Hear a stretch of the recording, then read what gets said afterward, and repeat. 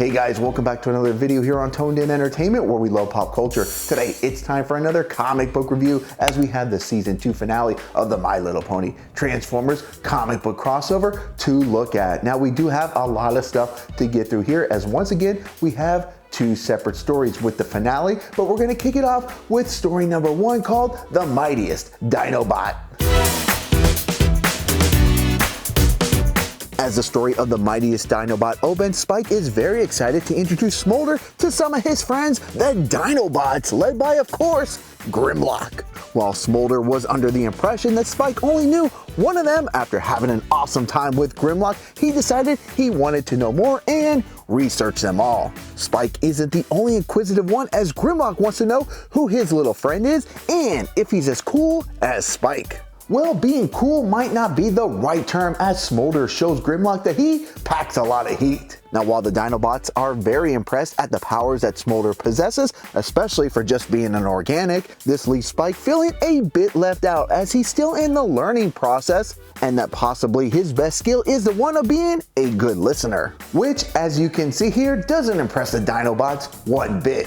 Now, speaking of not being impressed, Superion is going to make his presence known, which leaves poor little Spike in a panic because Sombra now has the most powerful Autobot under his control. As Smolder whisks away Spike to safety, Grimlock will lead the charge, but these Dinobots will find out quickly that they are no match for the combined forces of all these Autobots in one. Now, just as it looks like Grimlock is gonna face extinction, Smolder's gonna show what type of heat she packs, or at least she's gonna try. As Spike and Smolder try to regroup to try to formulate a plan, this is when Spike mentions that he finds this battle odd because from his research, combiners usually have a hard time of keeping it together. Spike goes on to say that Superion is 5 Autobots put together, and to try to think of it as if you were ordering a pizza with 5 friends, that no way everyone would agree on the same topping. So instead of trying to go at Superion with physicality, the best plan of attack will to make Silver Bowl, Slingshot, Air Raid, Skydive, and Fireflight realize that they will never get their own way. And as Superion gets all shook up, it appears that Spike's plan has worked, and hopefully this band will stay broken up for good. Now, Dinobot Sludge will believe it must have been powerful magic, but Spike will simply say, nah, because he came to the conclusion that Sombra's mind control wouldn't be able to hold if they split it 5 ways. Now, what I really liked about this story is that it shows you don't have to be the biggest and strongest to play the most important role. And not only that, after showing his heroics, Spike has now been named an honorary Dinobot. Now it's time to wrap up this series as we head to the fallen stretch of Cybertron with the story finale.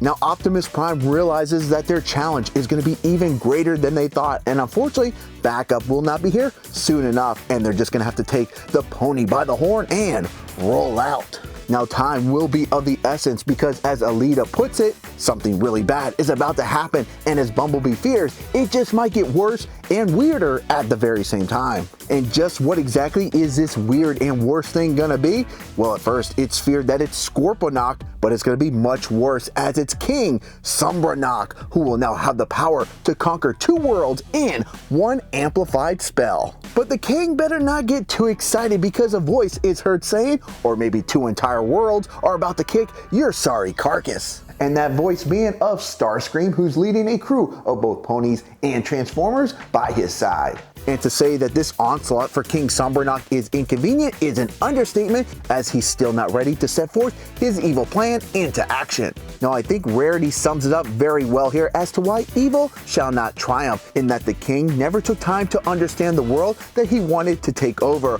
while these ponies and Transformers have put aside their differences and have. And what I think is just an awesome moment here in this series, we see the ponies make quite a dramatic makeover as they transform into weapons that the Transformers can now use. Now, during this battle, the Transformers and the ponies will have to use some force, but also some pretty clever ways to break the spell. Now, as Optimus Prime sets his eyes on stopping his arch enemy Megatron, a voice is heard saying, "Back off, Autobot."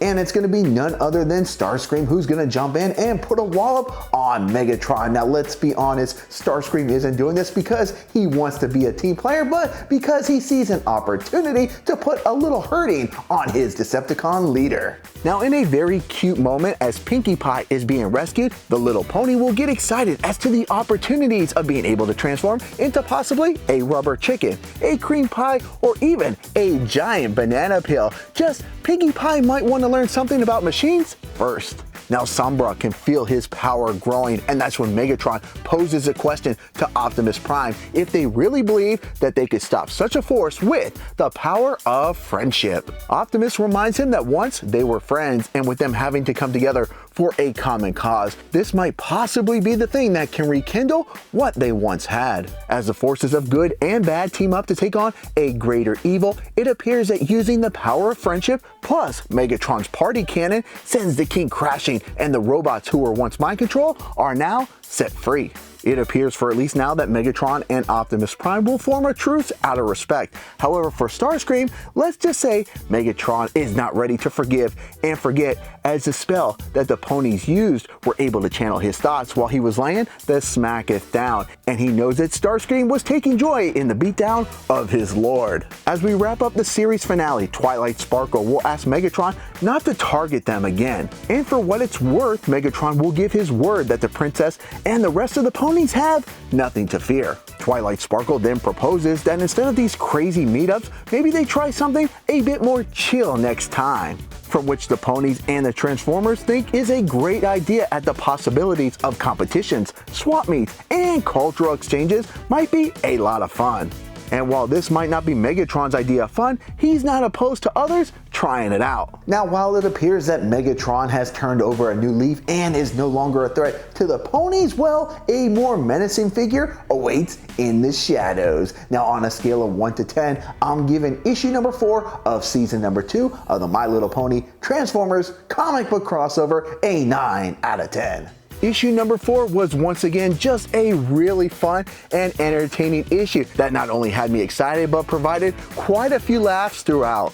Now, going into season 2, I had some reservations that I didn't think it would be as fun as season number 1, but to be perfectly honest, I had a lot more fun here in season number 2. I think the creators really hit their full stride with this series, that they just decided to let loose and have fun with these two pop culture icons. Alright guys, well that's going to wrap up season number 2 of the My Little Pony Transformers comic book crossover, and I just want to say thank you to all you guys who keep coming back for these reviews. I know I get plenty of comments and some pretty good views on these videos, and I really do appreciate it. Now I also will be covering season number 3 when that launches, so if you haven't already, consider becoming a subscriber here to Toned In Entertainment. In addition to comic books, we have lots of other cool stuff like movie reviews and wrestler interviews, and even if you don't know the wrestlers who I'm interviewing, I mean, a lot of them have been on WWE or AEW programming, but a lot of them also are up and coming stars. And to be honest, and I'm not being just a little biased here, but I think those interviews are a lot of fun. So guys, definitely check those out. All right, guys, thank you once again for all your support on this series, and make sure you stay tuned in here to Toned In Entertainment for future videos. Subscribe to the channel. Do it. Go now. Do it now.